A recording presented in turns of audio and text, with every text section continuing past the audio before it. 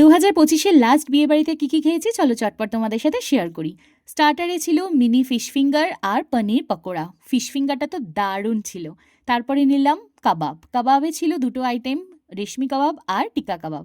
কাবাবটা second time repeat করেছিলাম, ভীষণ জুসি ছিল। আর দেন চলে এলাম মেন কোর্সে, ছিল স্যালাড, গরম গরম কড়াইশুঁটির কচুরি, চানা মশলা আর ফিশ ফ্রাই। এই প্লেটটা ছিল মায়ের জন্য।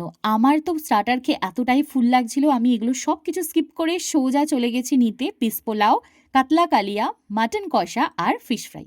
খাওয়া দাওয়া করে চলে এলাম ডেজার্ট কাউন্টারে। আচ্ছা, এটা কিসের চাটনি তোমরা কি বলতে পারবে? নিয়ে নিলাম চাটনি, পাঁপড়, নলেন গুড়ের রসগোল্লা আর মাখা সন্দেশ। এই দিনে আমার ভীষণ মিষ্টি ক্রেভিংস হচ্ছিল, তো অনেকটা মাখা সন্দেশ নিয়েছিলাম। আর লাস্টের দিকে খেয়ে তো মনে গিল্টি ফিল হচ্ছিল, বাট খাওয়া দাওয়াটা সত্যিই দারুণ ছিল। আর লাস্টে ছিল কোয়ালিটি ওয়ালসের বাটারস্কচ আইসক্রিম, যেটা আমি খাইনি। নিয়েছিলাম বাড়ি আসার সময় একটা মিষ্টি পান, আর ওটা ছিল আলু বোকরার চাটনি। তোমরা কি চিনতে পারলে?